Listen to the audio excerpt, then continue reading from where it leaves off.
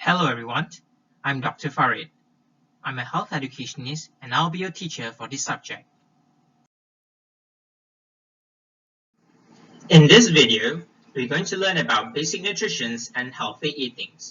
By the end of this lesson, all students should be able to define nutrition, explain the process of nutrition, evaluate foods regarding nutritional values, and finally, be able to apply nutritional values to personal diets. The word nutrition first appeared in 1551 and comes from the Latin word nutrire, meaning to nourish. Today, we define nutrition as the sum of all processes involved in how organisms obtain nutrients, metabolize them, and use them to support all of life's processes. Nutritional science is the investigation of how an organism is nourished and incorporates the study of how nourishment affects personal health, population health, and planetary health. Nutritional science covers a wide spectrum of disciplines. As a result, nutritional scientists can specialize in particular aspects of nutrition such as biology, physiology, immunology, biochemistry, education, psychology, sustainability, and sociology. In 1894, the first congressional funds were appropriated to the U.S. Department of Agriculture, also known as USDA, for the study of the relationship between nutrition and human health. Dr. Wilbur Olin Atwater was appointed as Chief of Nutrition Investigation and is accolated as the father of nutrition science in America. Under his guidance, the USDA released the first bulletin to the American public that contained information on the amounts of fats, carbohydrates, proteins, and food energy in various foods. In order to learn about the nutrition transitions in Malaysia, click on the link below to retrieve the articles written by the Malaysian scholars. As previously stated, many of the health issues associated with poor eating habits are a result of an energy imbalance. Most Malaysians are obtaining more energy from food than they actually need to function in their daily life. With a large percentage of Malaysians engaging in no physical activity, this excess of energy is stored as fats in the body. This food energy is measured in calories, also known as kilocalories. A kilocalorie is the amount of energy needed to raise 1 kilogram of water 1 degree Celsius, but food labels use the term calorie to describe the amount of energy in the individual food described. The term calorie used in this slide to describe the food energy. Ideally, when we consume and obtain energy from our food, we will primarily eat nutrient-dense food. A nutrient is a compound that provides the needed functions in the body. Nutrients can be further classified based on the amount needed in the body. The 6 essential nutrients are the nutrients that our bodies need in order to survive. They can be broken into 2 categories, macronutrients and micronutrients. The macronutrients are nutrients needed in larger amounts. So there are 4 macronutrients, which includes carbohydrates, which equivalents to 4 calories per grams, fats, also known as lipids, which is equivalent to 9 calories per gram, protein, 4 calories per grams, and water with 0 calories. Micronutrients are nutrients needed in smaller amounts, but they are still considered essentials. So there are 2 groups of micronutrients, which are vitamins and minerals. We're going to proceed with the first macronutrients, which is the carbohydrates. Carbohydrates are a diverse group of compounds that have a multitude of effects in the body and are the primary form of energy for activities of daily living. The name carbohydrates means hydrated carbons or carbons with water. Thus, it isn't a surprise that carbohydrates are made up of carbons, hydrogens, and oxygens. Sucrose, or your table sugar, is an example of a commonly consumed carbohydrates. Although grains and starchy foods are most often associated with carbohydrates, almost all foods do contain some carbohydrates. There are many different types of carbohydrates, but the 3 main types are simple, complex, and alternative sugar sweeteners. Simple carbohydrates contain one molecule called monosaccharides, and double molecules are called disaccharides. So let us proceed with monosaccharides. So monosaccharides are glucose, which is a major source of energy in our bodies, fructose, which is commonly found in fruits and used commercially in many beverages, and galactose, which is not normally found in nature alone but found in the disaccharides called lactose. So monosaccharides are sweet foods such as honey and cane sugar. Other foods that contain simple sugars are dairy products, beans, as well as fruits. The disaccharides are sucrose, lactose, maltose. Disaccharides are in beverages and baked goods. They are refined for making brown sugar, powdered sugar, and molasses. Lactose is in dairy products such as cheese, yogurt, and ice cream. Maltose is found in beer and some breads, as well as grains. A complex carbohydrates contain many sugar molecules, which simple carbohydrates contain only one or two sugars. So complex carbohydrates are called polysaccharides. Poly means many, and thus polysaccharides are made of more than 10 sugar molecules. As for starch, starch is the storage form of glucose in plants. Glucose is a single sugar used in both plants and animal tissue for energy. It is the main source of fuel for the cells. The glycogen is made up of many glucose units, which is the single sugar. It is made and stored by the liver and muscle tissues of human. It is not considered a complex carbohydrate in food. The fiber is indigestible matter that survives digestions in the small intestines and then reaches the large intestines. It is divided into two categories, soluble and insoluble. Soluble means it can be dissolved in water, and insoluble means it does not dissolve in water. Soluble fibers are fermentable fibers. It is believed that these fibers decrease blood cholesterol and sugar levels, thus lowering the risk of heart disease and diabetes type 2. Whereas for insoluble fibers are non-fermentable, and it is believed that this type of fiber decreases the risk of constipations and colon cancer because it increases stool bulk and reduces transit time. This reduced transit time means shorter exposure to consumed carcinogens in the intestines, which may lower cancer risk. Alternative sweeteners are simply alternatives to sucrose and other monosaccharides and disaccharides that provide sweetness. There are basically two categories, the sugar alcohol and commonly used alternative sweetener. The sugar alcohol can provide some calories but do not contribute to tooth decay. Sugar alcohols are also known as sugar replacer. Some people get confused by the name sugar alcohol thinking it is a sweet alcoholic beverage. It is definitely not an alcohol. Another name for sugar alcohol is a nutritive sweetener. Sugar alcohol are almost as sweet as sucrose, but only provide approximately half the calories. The other alternative sweeteners have been developed to provide zero-calorie or low-calorie sweetening for foods and drinks. Because many of these provide little to no calories, these sweeteners are also referred to as non-nutritive sweetener. So now let's move on to fats. Lipids, commonly referred to as fats, have a poor reputation among most people. Fat-free labeling on packaging is often perceived as healthy. We do not need to consume certain fats, and we should try to incorporate these fats into our diets for their health benefits. However, consumption of certain fats is also associated with a greater risk of developing chronic disease. There are different categories of lipids: triglycerides, oil, and cholesterol. So what is triglycerides? Triglycerides are molecules made of glycerol and fatty acids. They are the major form of energy storage in animals. Saturated fatty acids have higher melting point than unsaturated fatty acids because they are more dense. Animal fats usually contain more saturated fatty acids than do vegetable oils. Therefore, the melting points of animal fats are higher than those of vegetable oils. Triglycerides are the most common lipid in our bodies and in the foods we consume. Fatty acids are not typically found free in nature, instead they are found in triglycerides. Breaking down the name triglyceride tells a lot about its structure. Tri refers to three fatty acids. Glyceride refers to the glycerol backbone that the three fatty acids are bonded to. Triglycerides perform the following functions in our bodies.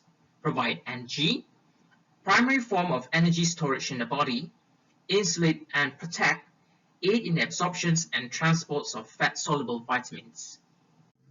The fatty acids are components of triglycerides. They are like the brick in a brick wall.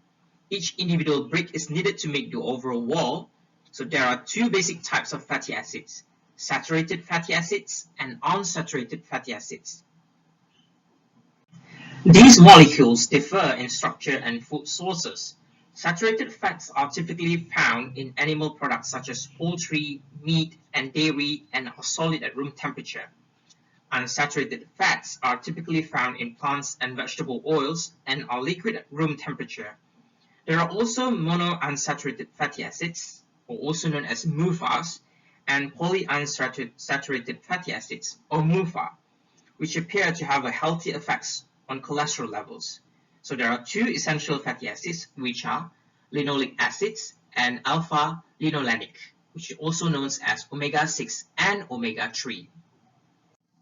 Cholesterol is a type of lipid found in the blood and in the diet. It has many functions and is a structural part of all body cells.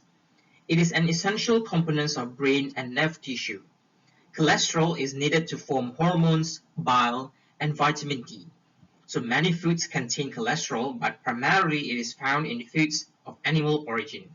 Some meats are higher in cholesterol than others. So the body needs cholesterol, but it produces all of the cholesterol that it needs. It is almost impossible to avoid consuming outside sources of cholesterol, but it is possible and advisable to limit cholesterol intake by avoiding foods high in cholesterol. Elevated levels of LDL in the blood can increase the risk of artery and heart disease.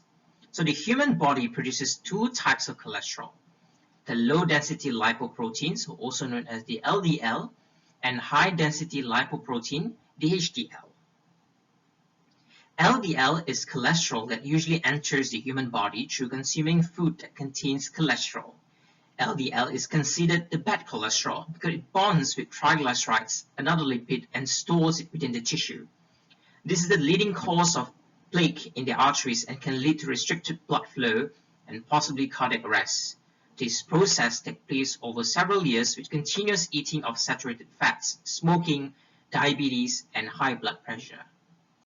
On the other hand, HDL is produced when a person exercises and it is considered the good cholesterol. HDL also bonds with triglycerides, but it is then processed by the body, added to feces, and expelled through the colon. In other words, HDL helps the body to process excess triglycerides, thus managing the amount of excess fat in the overall systems. The best way to increase HDL in the body is to exercise regularly. Proteins are another major macronutrients. So what is protein? Proteins, simply put, are macromolecules composed of amino acids. Amino acids are commonly called proteins building blocks. So proteins are crucial for the nourishment, renewal, and continuance of life. Proteins contain the element carbon, hydrogen, and oxygen just as carbohydrates and lipids do, but proteins are the only macronutrients that contains nitrogen. In each amino acids, the elements are arranged into a specific conformations around a carbon center. Each amino acid consists of a central carbon atoms connected to a side chain, hydrogens, a nitrogen-containing amino group, a carboxylic acid group, hence the name amino acids. Amino acids differ from each other by which specific side chain is bonded to the carbon center. So what is the functions of amino acids? Amino acids are combined in order to form all of the protein the human body needs. In fact, the body makes protein itself, but it needs amino acid from food to construct proteins that the body uses. Antibodies, enzymes, muscle proteins, as well as proteins in the skin are all made up of amino acids, some that the body produces and some that must be consumed. The amino acids can be divided into essential and non-essential. So the amino acids that the body produces are called non-essential amino acids. There are 11 non-essential amino acids: alanine, arginine, asparagine, aspartate, cysteine, glutamic acids, glutamine, glycine, proline, serine, and tyrosines. Whereas for essential amino acids, The term essential is used to name nutrients that the body doesn't produce itself, so essential nutrients including essential amino acids must be consumed. There are 9 essential amino acids: histidine, isoleucine, leucine, lysine, methionine, phenylalanine, threonine, tryptophan, and valine. Water is made up of hydrogen and oxygen and is the only macronutrient that doesn't provide energy. So our human being are 65% water. So the body needs water to regulate temperature, moistens tissues in the mouth, eyes, and nose, lubricate joints, protect organs, prevent constipation, reduce the burden on kidneys and liver by helping to flush out waste, and to dissolve nutrients as part of the digestive process. Although a person can survive for several weeks without food, the body cannot survive longer than a few days without fluids. So a loss of water is equivalent to 1% of body weight is enough to cause thirst and to impact the ability to concentrate. 4% of loss of hydration results in dizziness and reduced muscle power. 6% loss of fluids causes the heart to race and sweating. 7% losses of hydration results in collapse and subsequent death if fluids are not replaced immediately. Vitamins are organic compounds that are essential for normal physiological processes in the body. Before their detailed chemical structures were known, vitamins were named by being given a letter. They are generally still referred to by that letter as well as by their chemical name. For example, vitamin C is equivalent to ascorbic acids. Vitamins are categorized as either water-soluble or fat-soluble based on how they are dissolved in the body. Water-soluble vitamins are dissolved in water and absorbed during digestion. Excess water-soluble vitamins are excreted through urine. Fat-soluble vitamins are absorbed through the digestive process with the help of fats. Excess fat-soluble vitamins can build up in the body and become toxic. So vitamin supplements can be dangerous, particularly with fat-soluble vitamins, because people can easily overdose. There are 9 water-soluble vitamins, vitamin C, and 8 vitamins B. Whereas for fat-soluble vitamins, there are 4 fat-soluble vitamins, vitamins A, D, E, and K. Minerals are essential, non-caloric nutrients that are in all of our food and are essential for normal physiologic processes in the body. Minerals are micronutrients, which means humans only need to eat them in very small quantities. Minerals assist body functions that range from bone strength to regulating your heartbeats. There are 2 categories of minerals, major minerals and trace minerals. The classifications of a mineral as major or trace depends on how much of the mineral the body needs. So the major minerals include calcium, phosphorus, sodium, potassium, magnesium. Trace minerals include iron, fluoride, zinc, copper, iodine, manganese, chloride, and selenium. Vitamin and mineral supplements exist but are not as effective as getting minerals from whole foods. So there are 2 types of supplement, whole food supplements and synthetic supplements. Whole food supplements are produced by taking vitamins and minerals straight from natural sources, soil, rocks, or plant or food sources, whereas synthetic materials are made in a lab. While synthetic mineral supplements mimic the chemical structures of vitamins and minerals, they are probably not exact copies. That means the body may not recognize the synthetic mineral structure and does not absorb the mineral efficiently. No supplements, including vitamins and minerals, are approved by the FDA. Only prescription drugs are approved by the FDA. A healthy, balanced diet can provide all the vitamins and minerals needed for your body. The amount of energy that is needed or ingested per day is measured in calories. A calorie is the amount of heat it takes to raise 1 gram of water by 1 degree Celsius.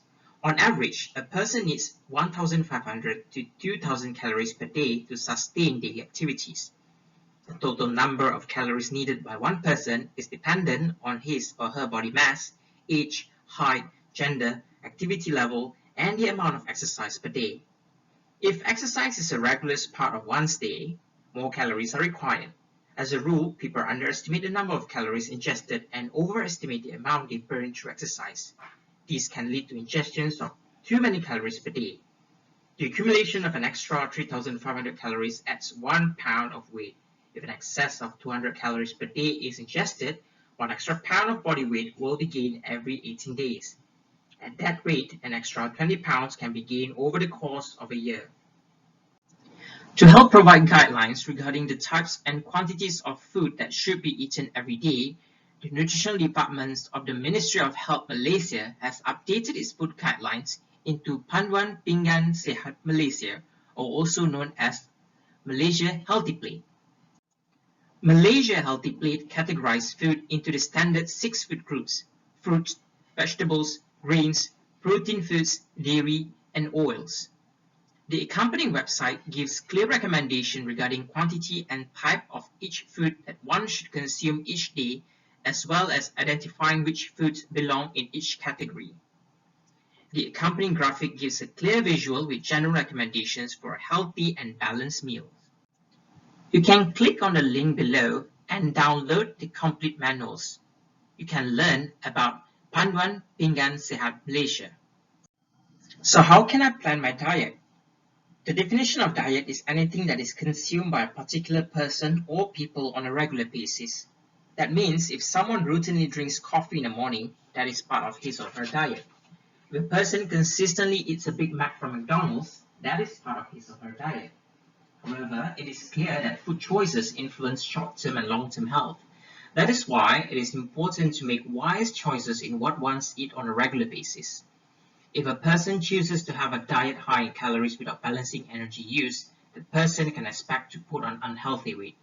A diet that is high in fiber, with the appropriate amount of calories and proper amounts of the macronutrients, will contribute to a healthy body.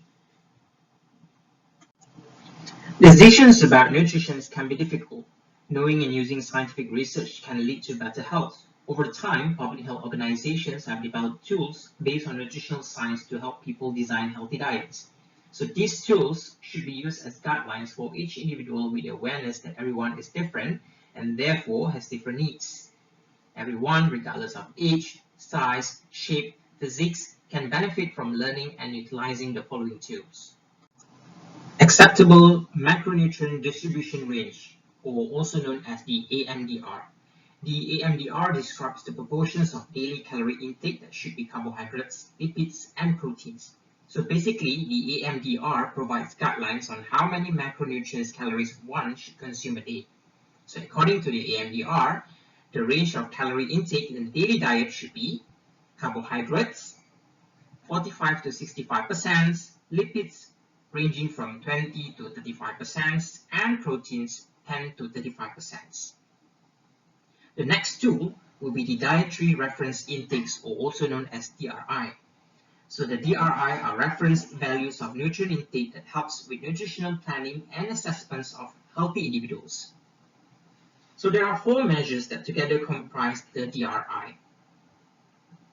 First is the Recommended Dietary Allowance, or also known as the RDA, which is the average daily dietary intake level that is sufficient to meet the nutrient requirements of nearly all, about 97% healthy individuals in a group. So this is the basic quantity of a nutrient recommended. Adequate intake, or the AI, a value based on observed or experimentally determined approximations of nutrient intake by groups of healthy people. So used when an RDA cannot be determined. This is the minimum amount of a nutrient needed for maintaining health. Tolerable upper intake levels, or known as the UL, the highest level of daily nutrient intake that is likely to pose no risk or adverse effects to almost all individuals in the general populations. As intake increases above the UL, the risk of adverse effects increases. This is the maximum that would be consumed prior to developing negative effects of eating too much. This is not a level that is met, but rather one that is avoided to prevent a decrease in health. And lastly, estimated average requirement, a nutrient intake value that is estimated to meet the requirement of half the healthy individuals in a group. So these nutrients values should be used as goal for dietary intake for health.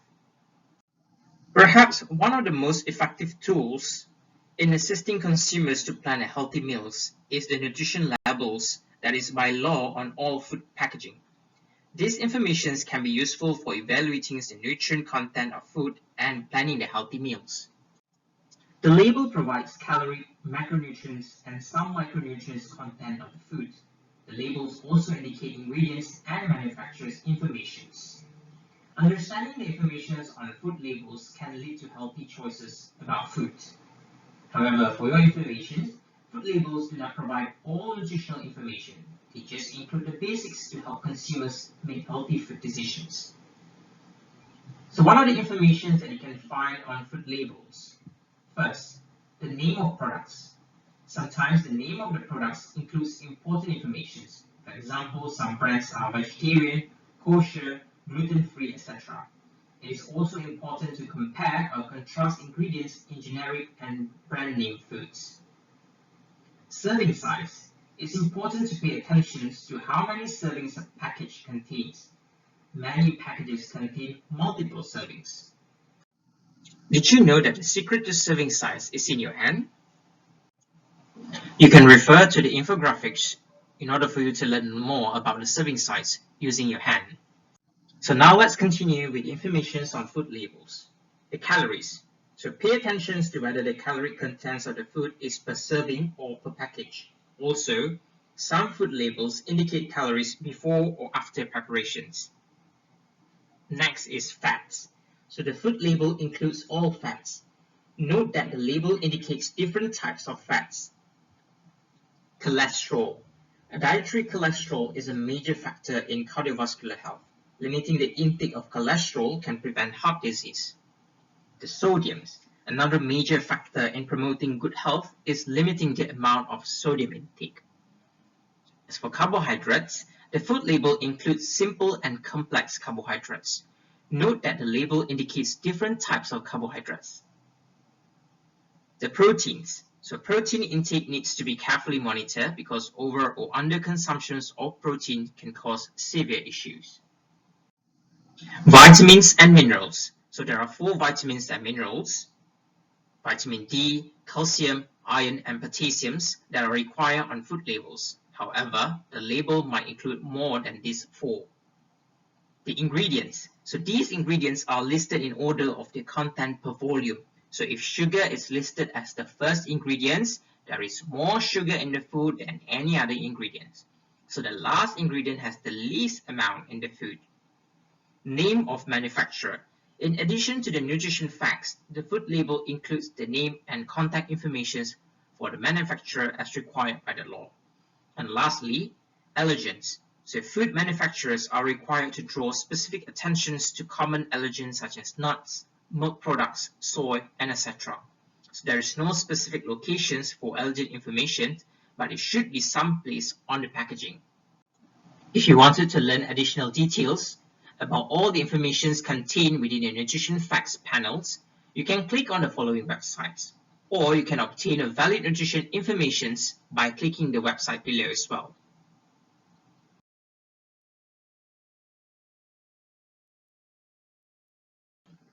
The current trends also include the use of supplementations to promote health and wellness.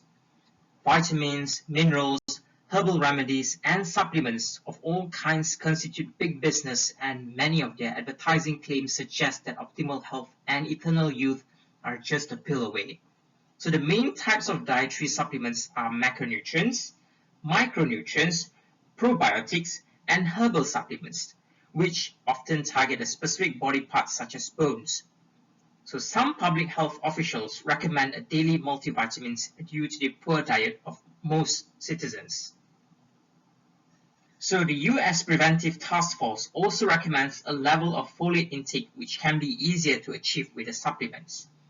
In addition, the following people may benefit from taking daily vitamins and mineral supplements.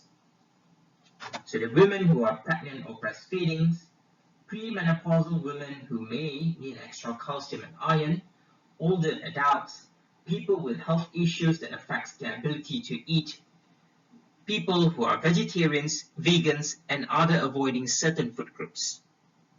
However, before you begin using dietary supplementations, consider that the word supplement denotes something added. So vitamins, minerals, and other assorted remedies should be considered as extras. They are add-ons, not replacement for a healthy diet. As food naturally contains nutrients in its proper package, remember that food should always be your primary source of nutrients. So when considering taking supplements, it is important to recognize possible drawbacks that are specific to each kind. Some micronutrient supplements, such as vitamins and minerals, are toxic at high doses. Therefore, it is vital to adhere to the tolerable upper intake levels so as not to consume too much of any vitamins. For example, too much vitamin A is toxic to the liver. Next is the herbal supplements. So some herbs cause side effects such as heart palpitations and high blood pressure and must be taken very carefully. Also, some herbs have contraindications with certain medicines. Amino acid supplements. So certain amino acid supplements which are taken by bodybuilders among others can increase the risk of consuming too much proteins. An occasional amino acid drinks in the place of a meal is not a problem. However, problems may arise if you add the supplements to your existing diets. And lastly, the supplement claims and restrictions. So the Food and Drugs Administration regulates supplements, but it treats them like food rather than pharmaceuticals. So dietary supplements must meet FDA's good manufacturing standards, but are not required to meet the standards for drugs, although some companies do so voluntarily. Also, although supplement manufacturers are allowed to say a particular ingredient may reduce the risk of a disease or disorder, or that it might specifically target certain body systems, these claims are not approved by the FDA. This is why labels that make structural and functional claims are required to carry a disclaimer saying that the product is not intended to diagnose, treat, cure, or prevent any disease. As such, before taking supplements, it's important to instill the concepts of buyer beware. And it is also important to keep the term in mind when considering supplementations. Just because a product is natural, that does not mean it can't be harmful or dangerous, particularly if used inappropriately. So the following are helpful questions to explore before deciding to take the supplements. So does the scientific community understand how this supplement works and are all its effects well known? Is there proof that the supplement actually performs in the manner that it claims? Does this supplement interact with food or medications? Is taking this supplement necessary for my health? Is the supplement affordable? Or is the supplement safe and free from contaminants? Lastly, please remember that a supplement is only as good as the diet that accompanies it. We cannot overstate the importance of eating a healthy, well-balanced diet designed to provide all of the necessary nutrients. Food contains many more beneficial substances such as phytochemicals and fiber that promote good health and cannot be duplicated with a pill or a regimen of supplements. Therefore, vitamins and other dietary supplements should never be a substitute for foods. Nutrients should always be derived from food first. And so, our lesson has come to an end. If you wanted to learn more about this topic, click on the additional readings. So thank you very much everyone and have a good day ahead.